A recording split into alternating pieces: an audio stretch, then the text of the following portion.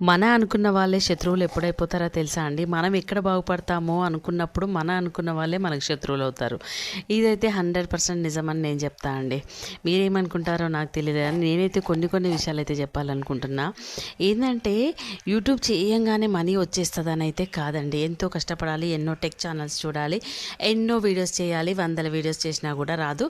పోనీ ఎంత టాలెంట్ ఉన్నా, ఎంత తెలివితేటలు ఉన్నా కూడా ఆవగింజంత అదృష్టం అయితే ఉండాలి. కొన్ని విలేజ్లో చేసే వీడియోస్ అయితే అండి తొందరగా మానిటైజేషన్ అయిపోతాయి. వాళ్ళకి తొందరగా వ్యూస్, లైక్స్, బాగా కామెంట్స్ పెరిగిపోతాయి.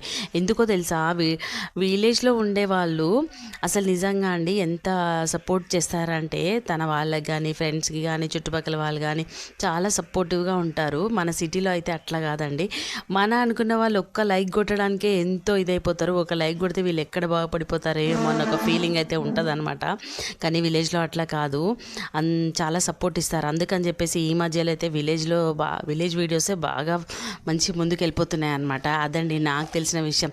ఎవరేమనుకున్నా పర్వాలేదండి, నాకు అనిపించింది మాత్రం నేను చెప్తున్నా. అది నిజంగా 100% వాస్తవం అనమాట. ఈ వీడియో అయితే మా పిల్లలు సండే రోజు ఇంటి దగ్గర ఉండే వీడియో తీశారనమాట. వీడియో ఎడిటింగ్లో కొంచెం ఏదైనా హెల్ప్ చేయండి అంటే అస్సలు చేయరనమాట. అందుకే అన్న అనమాట, మీకు దమ్ము ఉంటే వీడియో తీయండి అన్న.